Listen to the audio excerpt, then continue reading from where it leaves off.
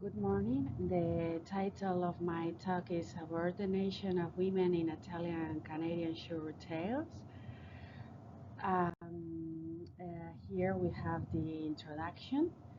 The objective of this paper is to examine the subordination of Italian women in Canada as portrayed through various short stories written by women.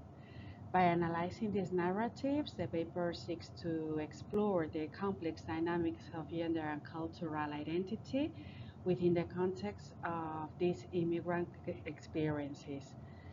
The study aims to highlight the ways in which these stories reflect the broader sociocultural factors that contribute to the marginalization and subjugation of Italian women living in this environment.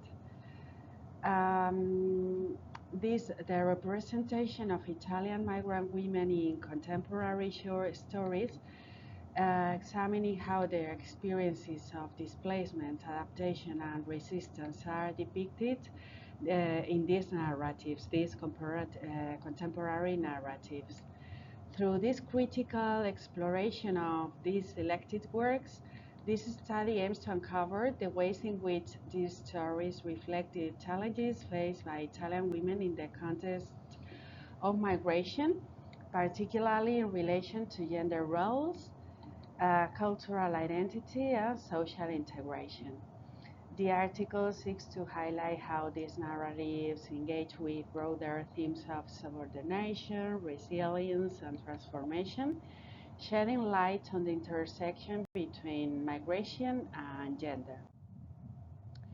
Well, regarding the theoretical framework, it is going to deal with 3 points. Okay, the first is the Italian migration to Canada historical overview.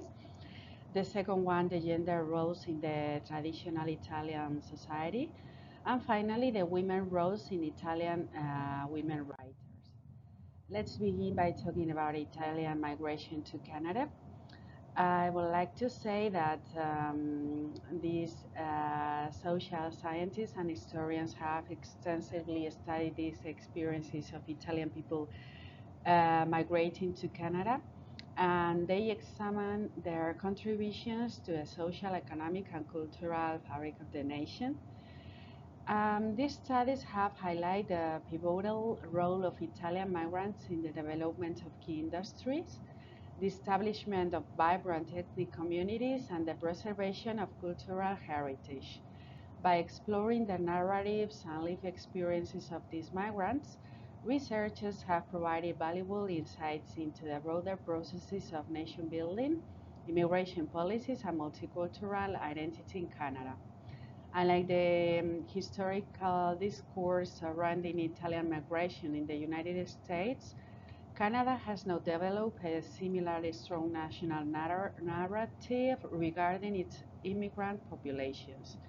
The study of Italian migration to Canada has primarily focused on the post-war period, particularly in the 50s and 60s when a significant influx of Italian migrants arrived in the country.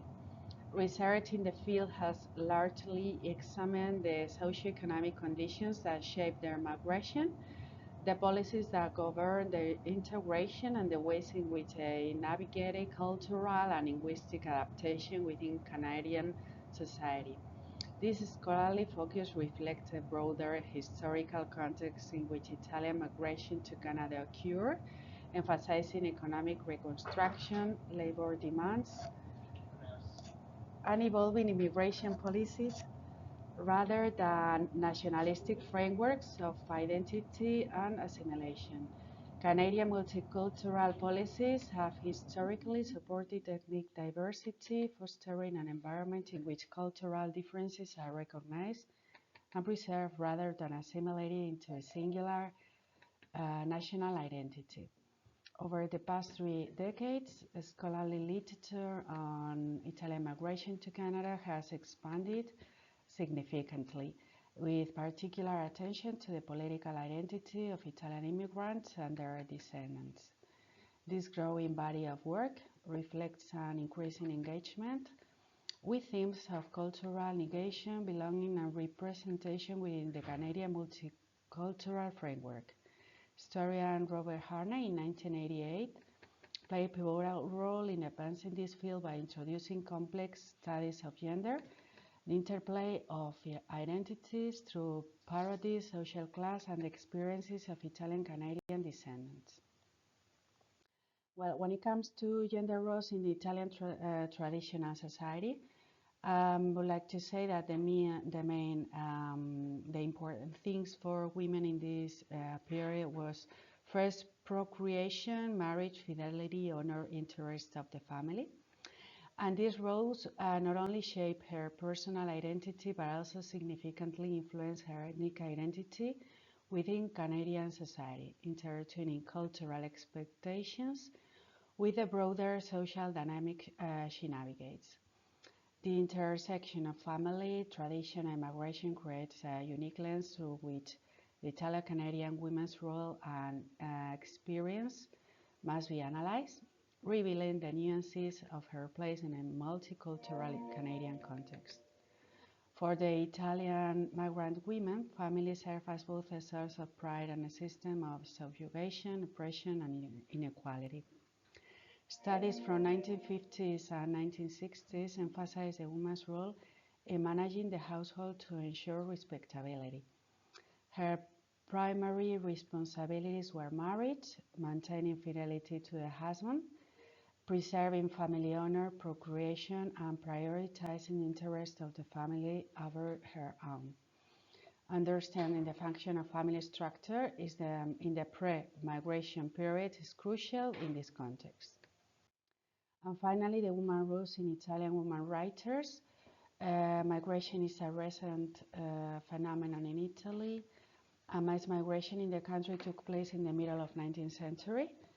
According to Canton, the censuses conducted during the decade confirmed that 4.3% of Canadian population has Italian ancestry, while 100.66 speak Italian.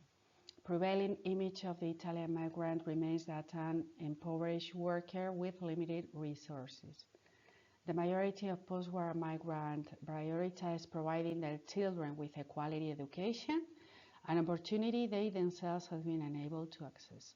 In their pursuit of material improvement, they often neglected the creative aspects of life, and as a result, they tend to admire Canadian writers and artists for their ability to engage in artistic and intellectual expression.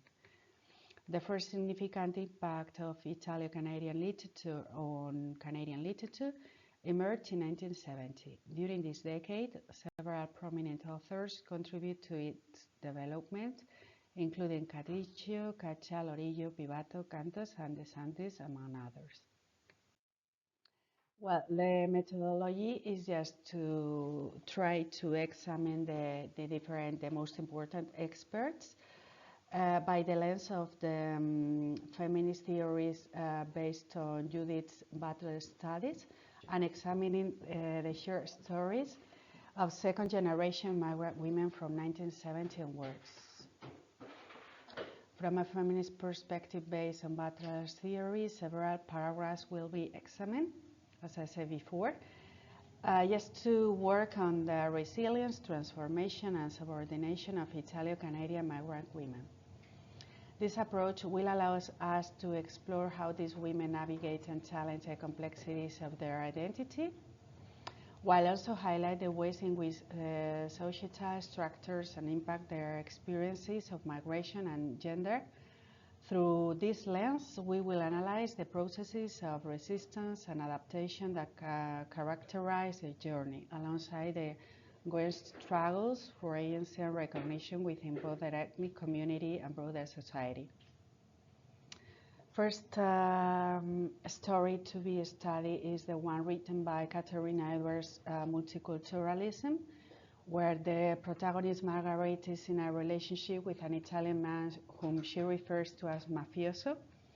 And this term reflects not only her perceptions of his cultural background, but also highlights the complexities of identity and stereotype in a multicultural context.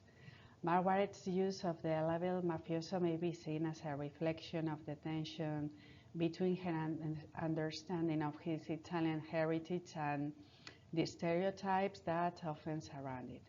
The story thus invites readers to critically examine the intersections of culture, identity, and prejudice within the framework of a contemporary multicultural society.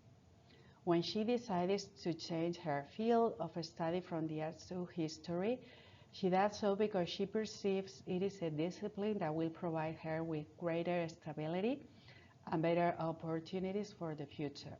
She believes that studying history will equip her with a solid academic foundation and a broader range of professional possibilities, ultimately allowing her to establish herself more securely in the long term. If you never risk, and I quote, if you never risk, you never win. Her mother warned her. As a junior, she decided to switch from fine arts to art history because it seemed safer and more settled. Your father, her mother said, taught me that. He was a brave man. In a study conducted by Gamboa Garcia and Martin Uribe in 2009, it was conducted that the variables of employment, age, and gender are crucial in determining an applicant's satisfaction with their chosen field of study. For women over the age of 20, personal enjoyment of the selected career appears to be a less significant factor.